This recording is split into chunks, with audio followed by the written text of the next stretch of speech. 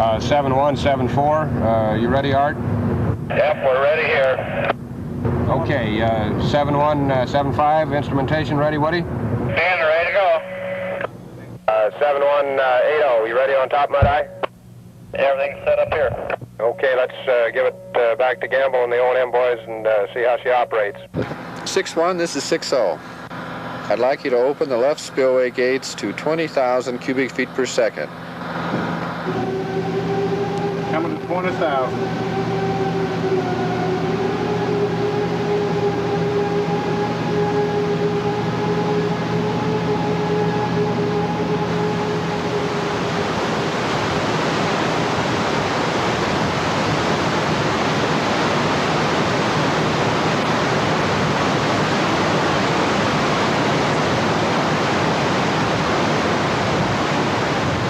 Downstream end, you can see the wave action from that jump moving down the tunnel. Here comes the wave from the jump. There goes the sweep. It's looking real good, looking beautiful. There's the sweep. Looks just super. Just super. Hey, that really looks great.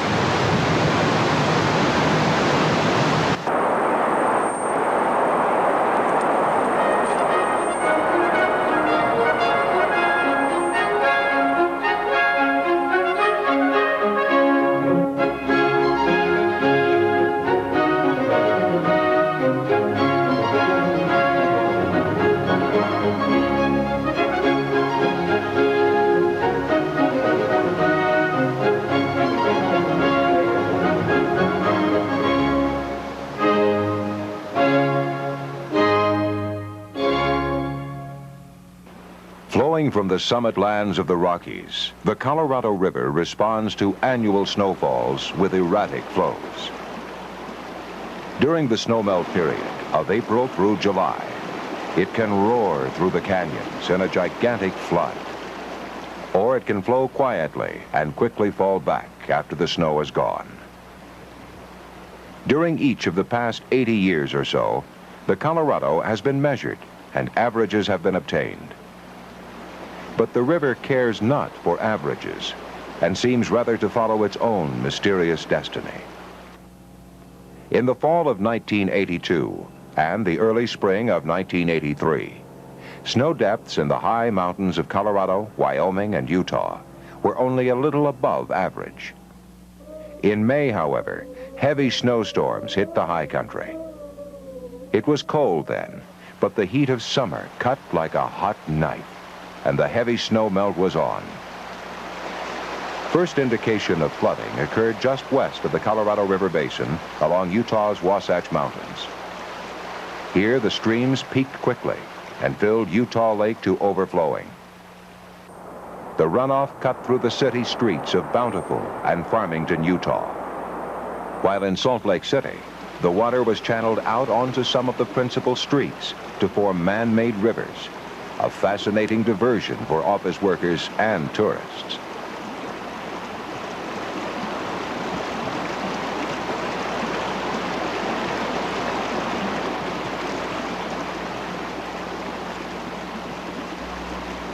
In the Colorado River Basin itself, heavy flows came from mountains in 5 states. From Wyoming's lofty Wind River Mountains, the runoff rushed through Fontenelle Dam and onto Flaming Gorge Dam, where it overflowed the lake and plunged into the spillway and bypass tubes. In western Colorado, heavy releases from Blue Mesa Dam flowed into Morrow Point Lake, which then spilled in a dramatic 350-foot drop. Crystal Reservoir also poured over its spillway in another dramatic freefall.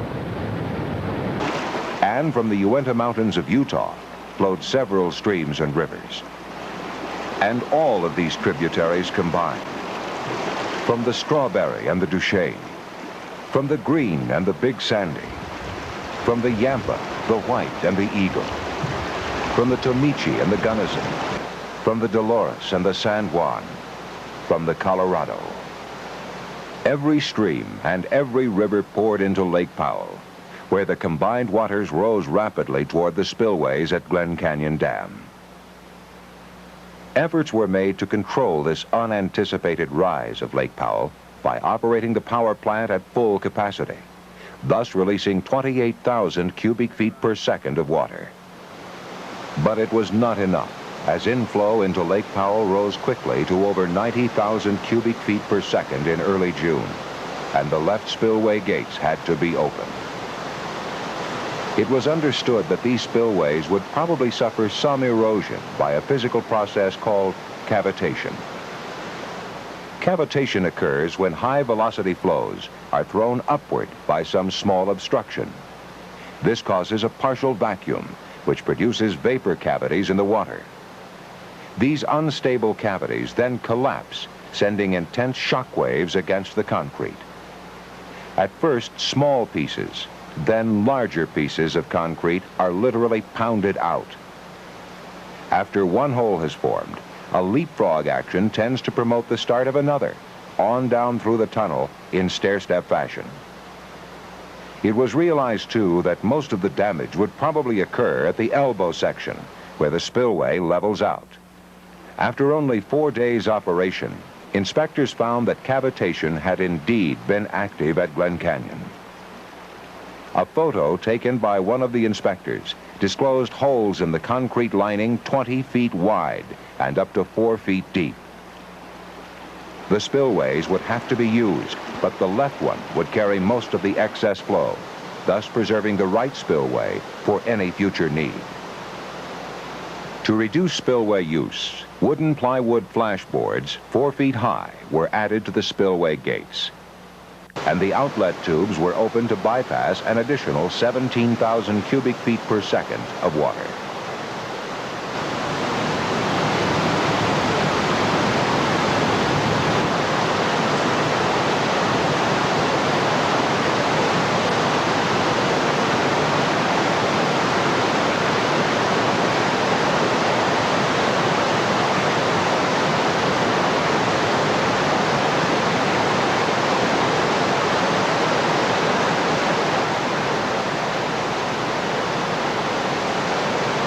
Although engineers had no way to see into operating spillways, they could tell what was happening by the action of the water emerging from the lower portal flip bucket. On June 19th, the left spillway stopped sweeping, indicating that erosion by cavitation was damaging the concrete tunnel lining. The flow was raised from 12,000 to 17,000 cubic feet per second, and the sweep resumed. But on June 28th, the sweeping again ceased. When the flow was raised, this time to 32,000 cubic feet per second, the increased flow brought forth sandstone-colored water.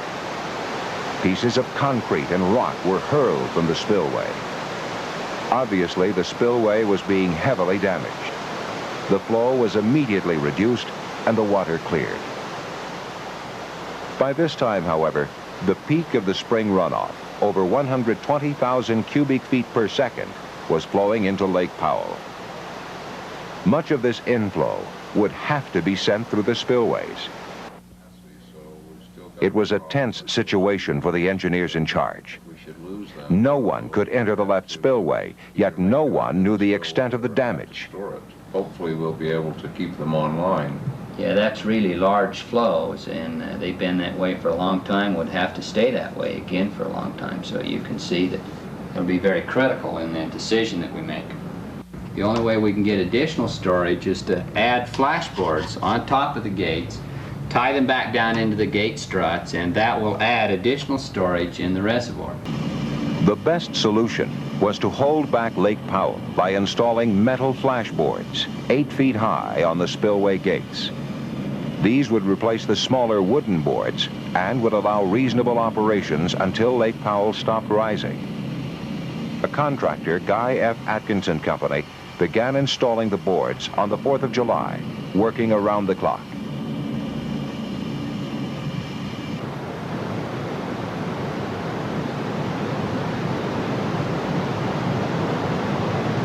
Within 2 days, the big flashboards and the bracing were in place. Spillway flows could then be reduced by lowering the gates. In addition, the tunnels could be temporarily closed for an inspection. Engineers from the Denver Engineering and Research Center boarded a small cart to be slowly lowered by a winch into the darkening cavern.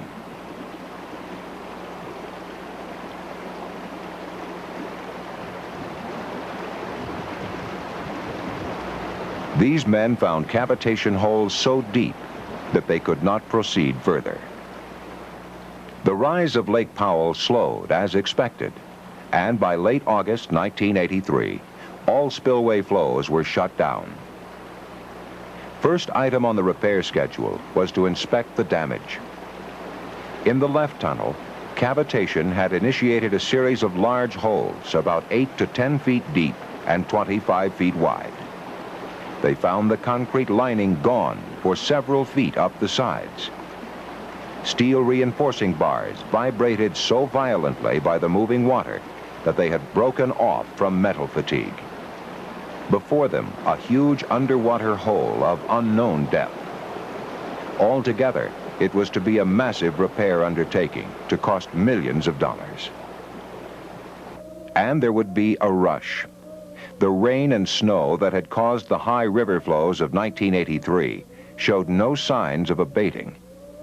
In fact, as 1984 approached, frequent heavy fall rains and early winter snows swept into the distant headwater mountains. With no time to waste, the contractor began an access route, a 180-foot-long tunnel cut into the side of the left spillway.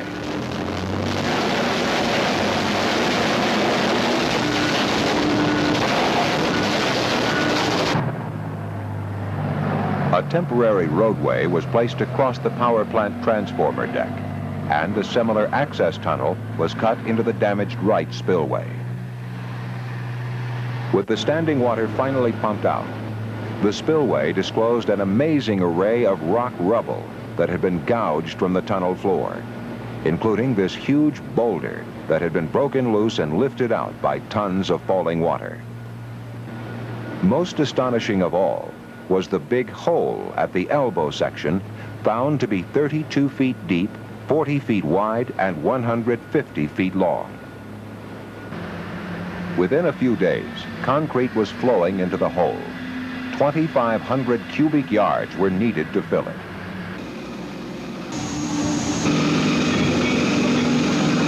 Broken, eroded concrete was removed by drilling and blasting to reshape the tunnel to make it ready for a new 3-foot-thick concrete lining.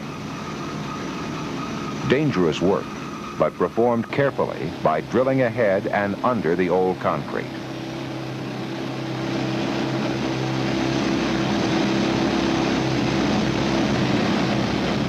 And to keep the sandstone in place, rock bolts several feet long were tightened into place.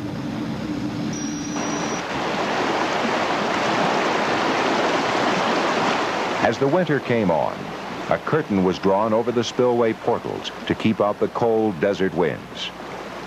But in the mountains, the snow continued to deepen. It was beginning to appear that the Glen Canyon spillways might indeed be needed in 1984. Lake Powell had been drawn down 27 vertical feet, which represented an immense amount of available storage. But was it enough? A continual problem at the Glen Canyon spillway repair, as well as a major source of discomfort to the workers, was the water that seeped into the tunnel and fell like rain, or like a waterfall. Much of the water could be collected in pipes and directed to pumping stations.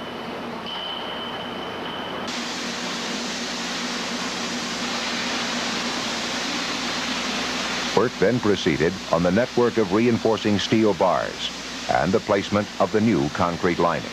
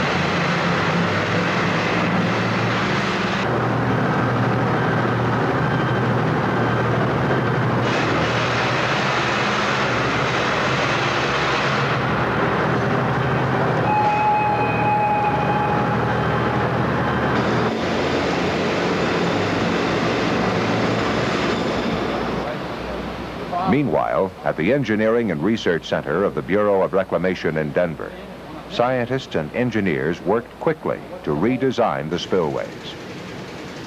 A model of the Glen Canyon spillways was used to design notches called air slots. Since cavitation can never be completely eliminated, a cushion of air bubbles can be introduced that will absorb the shock of the collapsing vapor cavities. This will prevent damage to the concrete. A notch of precise size and shape cut into a spillway turns this water white with air bubbles that foam into the rushing water. The technology of air slots was unknown when Glen Canyon Dam was built in the early 1960s.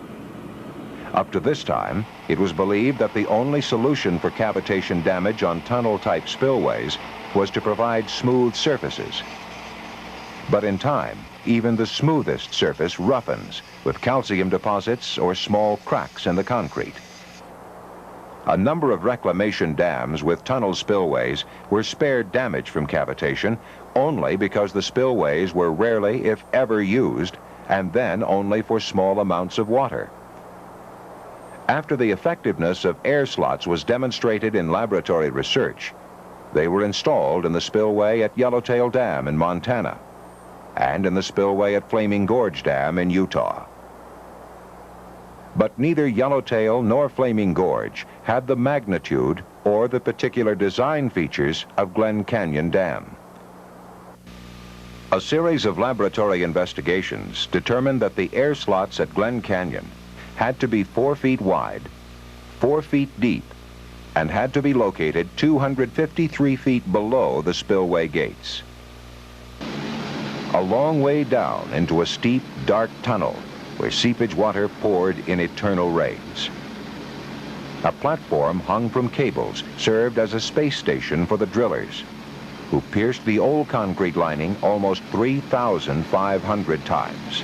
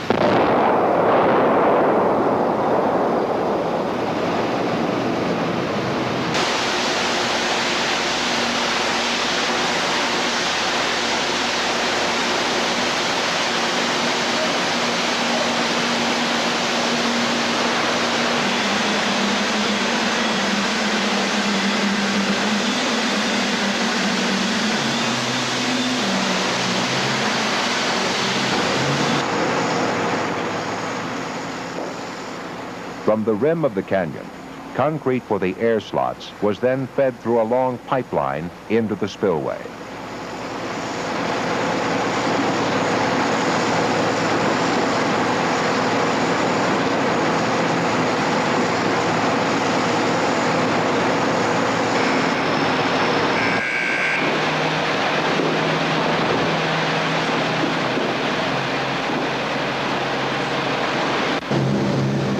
The forms were then removed to reveal the completed air slot.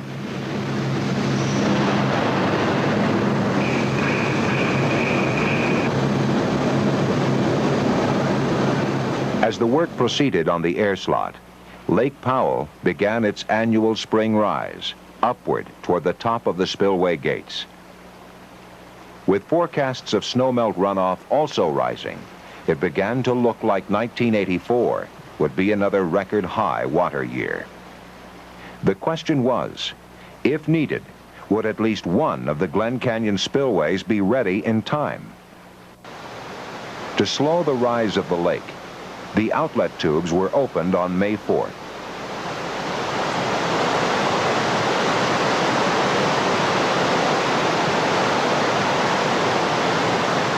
At one time, the inflow into Lake Powell reached 148,000 cubic feet per second. But the lake slowed its rise and finally stopped 2.5 feet on the flashboards.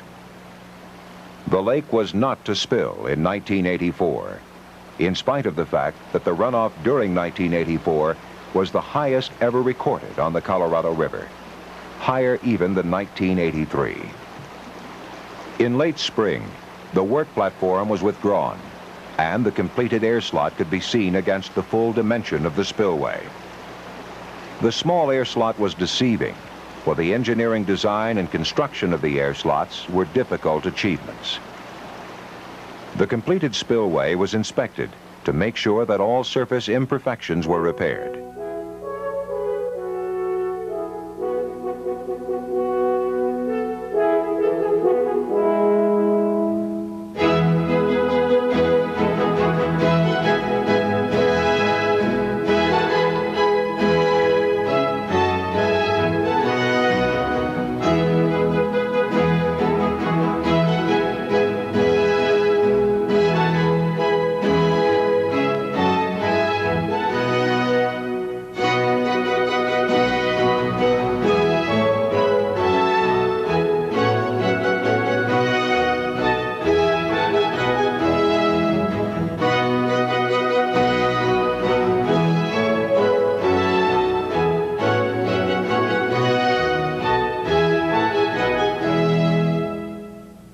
What remained was the dramatic test of one of the spillways to make sure it would operate as planned, hopefully without cavitation.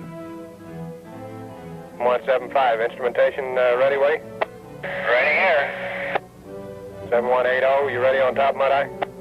Everything's set up here. Okay, 5, 4, 3, 2, 1, start.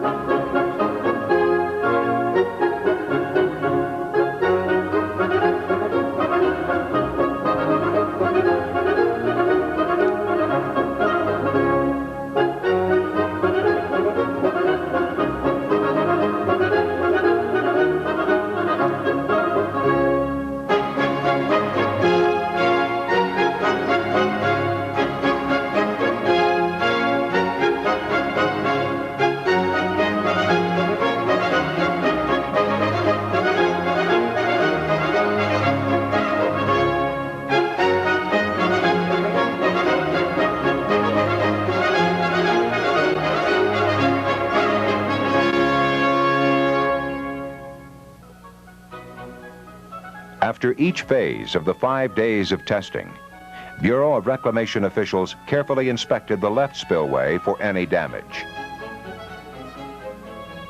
Absolutely no cavitation damage could be detected. The design and installation of the air slot was a complete success. Through the spillway had roared water at over 1,500 tons per second, at a velocity exceeding 100 miles per hour. Yet it had caused no cavitation. Altogether, the repair of the Glen Canyon spillways and the flawless design and installation of air slots in less than a year had been a monumental accomplishment. Of course, it had been a triumph of technology, but it was even more a victory for the human spirit, for the leaders who cut through the red tape,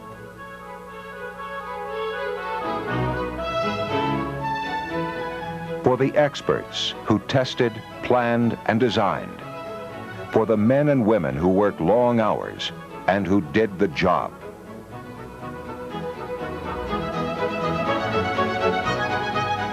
The American people who own this big dam and Lake Powell can now be confident that when the next floodwaters rush down the unpredictable Colorado River, Glen Canyon Dam and its spillways will be ready.